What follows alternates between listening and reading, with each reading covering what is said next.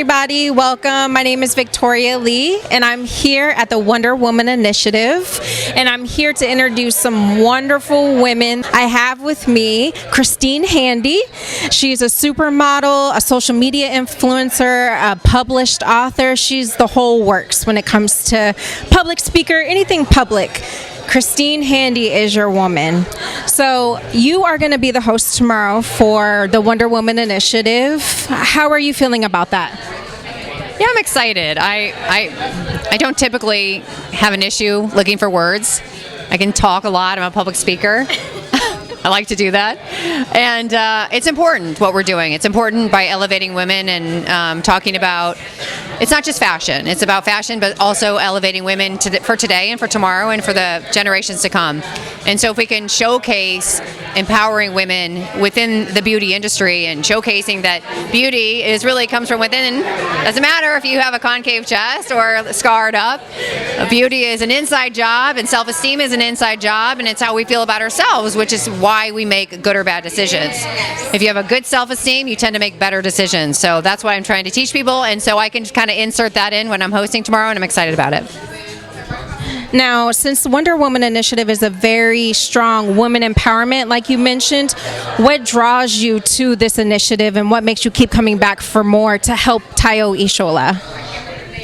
Well, I went through a very dark phase in my life, for a very dark season where I felt less than when I went through breast cancer. I had a lot of self-esteem issues, and part of it was because I was in the modeling industry for so long, and part of being in the modeling industry is not all glamour and good stuff. Part of it is it can be it's, I don't know what the right word is, but it can tear your self-esteem down sometimes. And I'm not blaming it on the industry, but it's how you react to it. And so for me, when I was diagnosed with breast cancer and I lost my beauty, I lost my hair, I lost my chest, I felt really bad about myself. And it had nothing to do with the breast cancer, it was about how I felt about myself, and that's where I went wrong. And so if I can showcase and I can tell people that and I can teach people that, then maybe they won't feel as bad as I did. And so that's why I keep coming back, and that's why I keep trying to mentor women, because I know how low I felt. And it keeps me up at night worrying that other women could feel that low, and I don't want that to happen. So if I can get in front of women, I can say, wait a minute, stop. You got to work on your self-esteem every day. It's a daily practice, and if you nurture your self-esteem, you're going to be unstoppable. Then that's what I'm going to try to do every day. I love everything you're speaking on, because that's what people and women should be about. So I really love to hear that. So are there any current projects that you're working on that you would like to share? Sure. Well, I'm always on social media because it's a platform to help motivate women. And, unfortunately, we have to put a picture to get their attention, but the copy is what is important. So I'm always trying to teach people, don't necessarily get grabbed by the picture, read the copy, read what's underneath.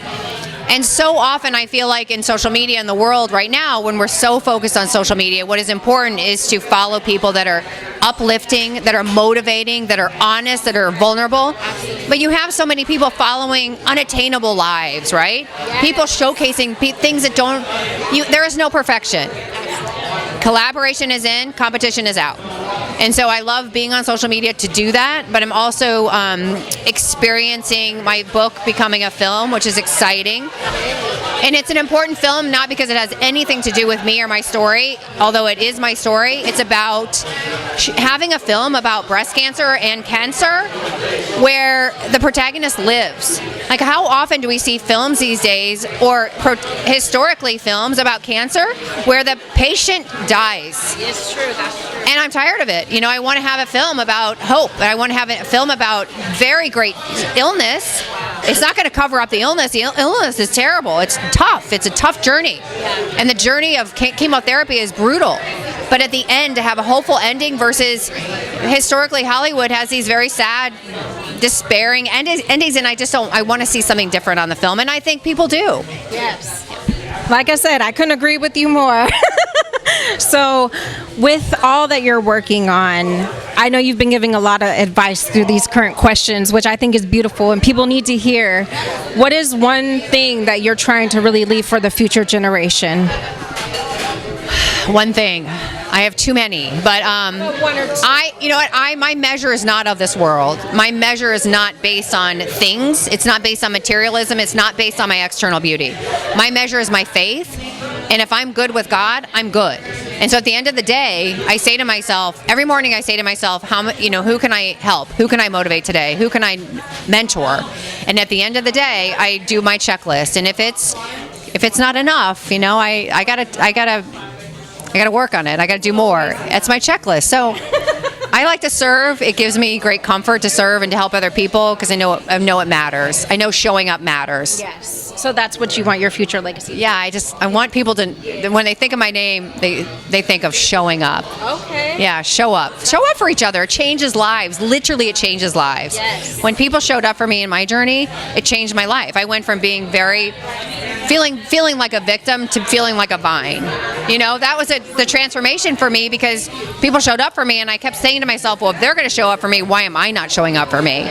Why do I not feel strong and unstoppable if they're telling me I'm strong and unstoppable? And it was because my self-esteem was really challenged. And so it was my obligation to fix my self-esteem. And once I did, I knew I was unstoppable. But I was also on different ground. I wasn't basing my life on beauty. I wasn't basing my life on my modeling career. I was basing my life on my faith. And that was the shift for me. That makes a huge difference. Yeah. Absolutely. One last question, because I thought of it when you were talking. So I know with the Wonder Woman initiative, Tayo Ishola is very big on narrative. So I know that you've been speaking about self-esteem and about woman empowerment, but what is the narrative that you really are trying to communicate to your audience or to the people that are watching you? Well, I think everybody should give themselves the grace that we so often give other people. And once we really give ourselves the grace, forgive ourselves, and to be at peace with ourselves and what our mission is, then we can give that to other people. But so often we put other people first, and we say they're more important. Well, that slices our self-esteem, and we are as important. And so if we give ourselves the grace each and every day we wake up, then we can offer it to other people without it slicing our self-esteem and our own self-worth. So do your work to work on your self-esteem, and I'm telling you, your life will change. Okay. That's great. This is Christy Andy again. Please make sure you follow her on any of her social media platforms. Make sure you come to the Wonder Woman Initiative or check her out. She's always being the host. Yes. And so make sure that you uplift and continue to do women empowerment along with her. Thank you for checking in with Wonder Woman Initiative, and we'll talk to you later.